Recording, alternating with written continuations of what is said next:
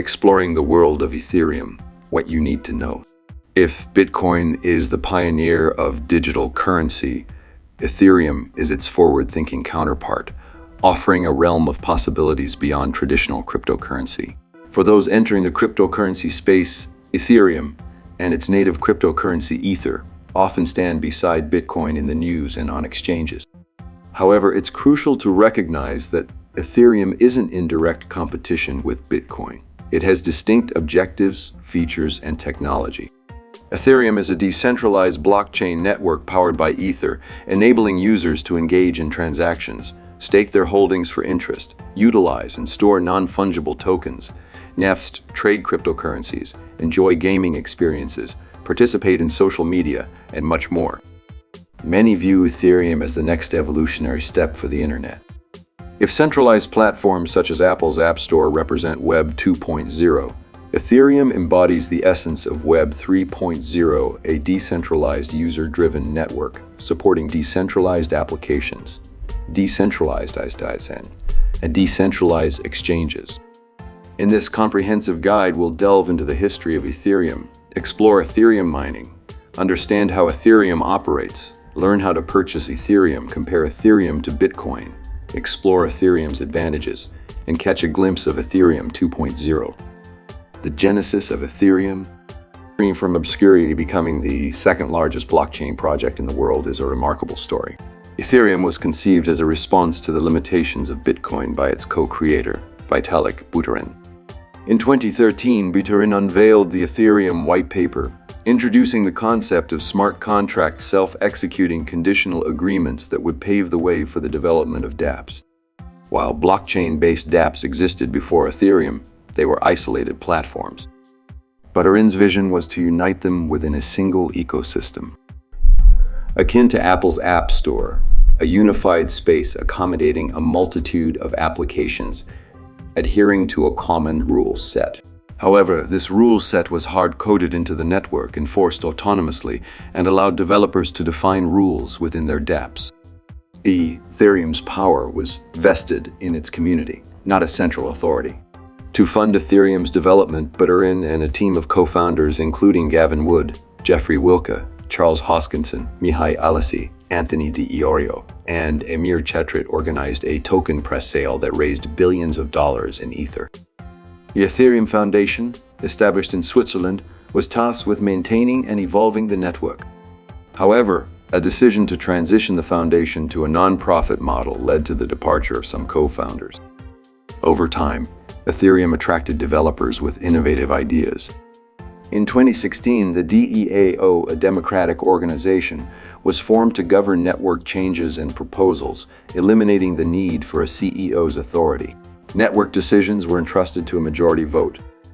This experiment took a dark turn when an unknown hacker exploited a security flaw, resulting in a $40 million theft from the DAO's funds.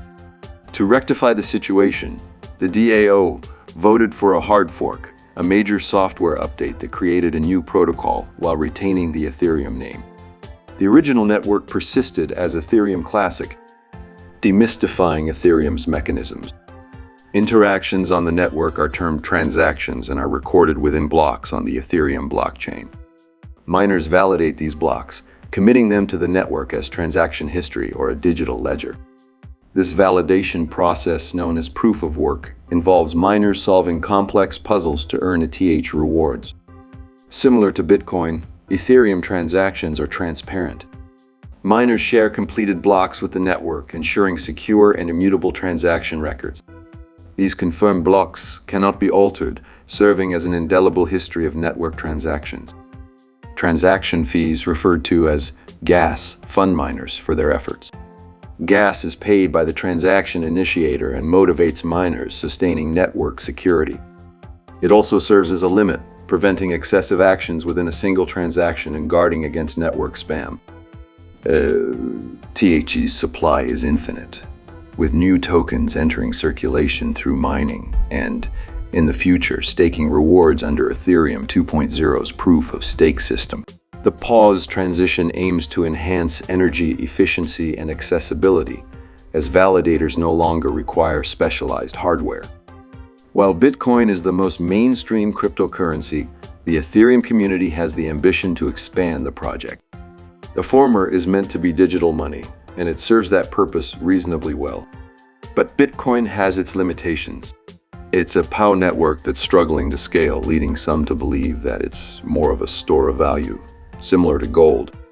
Bitcoin also has a hard cap of 21 million coins, lending itself more to that argument. The Ethereum, on the other hand, intends to overtake our current internet infrastructure. It plans to automate many processes that still require intermediaries, such as using an app store or working with fund managers.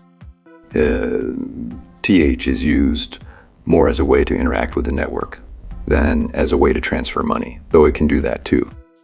Developers can build on Ethereum to create a unique Ether-compatible token for each dApp, called an ERC20 token. While the process isn't perfect, this means all Ethereum-based tokens are technically interoperable. Bitcoin's network is just for Bitcoin. Advantages of Ethereum. Aside from decentralization and anonymity, Ethereum also has various other benefits, such as a lack of censorship. For example, if someone tweets something offensive, Twitter can choose to take it down and punish that user. However, on an Ethereum-based social media platform, that can only happen if the community votes to do it. That way, users with different viewpoints can discuss as they see fit, and the people can decide what should and shouldn't be said. Community requirements also prevent bad actors from taking over. Someone with ill intentions would need to control 51% of the network to make a change, which is nearly impossible in most cases. It's much safer than a simple server that can be broken into. Then there are smart contracts, which automate many of the steps taken by central authorities on the traditional web. Freelancer, for example, Upwork must use the platform to find clients and set up payment contracts. Upwork's business model takes a percentage of each contract to pay its employees, server costs, etc. On Web 3.0, a client can simply write a smart contract that states if the work is turned in at X time, the funds will be released. The rules are hard-coded into the contract and cannot be tampered with by either party once written. It's also getting easier than ever before to acquire Ether. Companies like PayPal and its Venmo subsidiary support purchasing crypto with fiat currency right within the application. Considering the millions of customers on each platform, they're bound to get involved sooner rather than later. Disadvantages of Ethereum. While it sounds like the perfect platform, Ethereum has a few key issues that need to be worked out.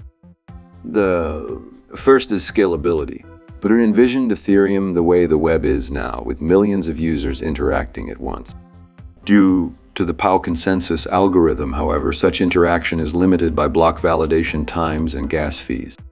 Furthermore, decentralization is a hindrance. A central entity like Visa manages everything and has perfected the transaction process. Second, there is accessibility. As of the time of writing, Ethereum is expensive to develop on and challenging to interact with for users unfamiliar with its technology. Some platforms require specific wallets, which means that one must move ETH from their current wallet to the required wallet. That's an unnecessary step for users ingrained in our current financial ecosystem and not beginner-friendly in the slightest. Sure, PayPal is adding crypto support, but users can't do much aside from holding it there. The platform needs to integrate with DeFi and dApps to increase accessibility in a meaningful way. The platform does have some well-written documentation on the matter, another key way to bring in more users. But the act of actually using Ethereum needs streamlining. Learning about blockchain is very different from using it. What is Ethereum 2.0 F2? The traditional Ethereum network is working on merging with the beacon chain Ethereum 2.0's first new feature. The beacon chain doesn't change much at first glance, but it adds the foundational changes necessary for future upgrades, such as shard chains. Remember the scalability issue discussed earlier?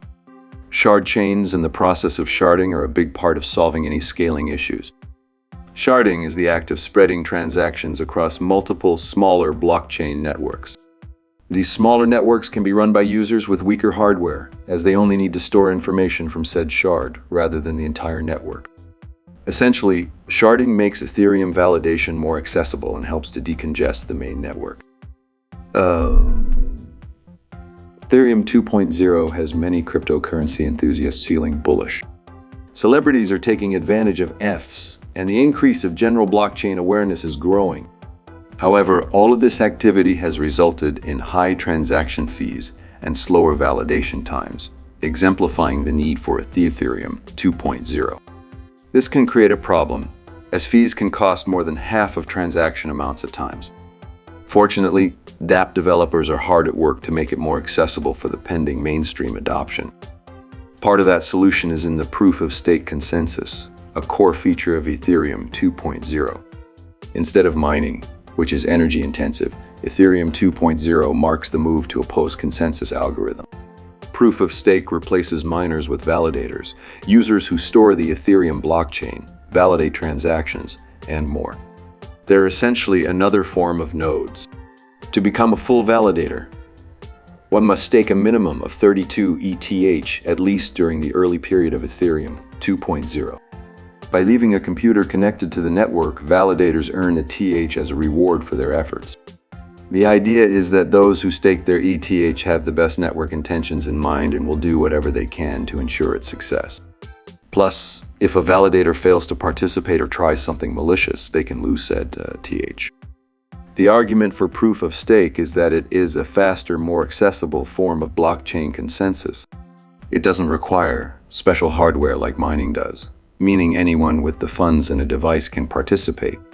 In theory, that accessibility should grow the network. The more validators, the more blocks get validated. Extra validators also decentralize Ethereum even more, increasing security as the role expands. The future of Ethereum.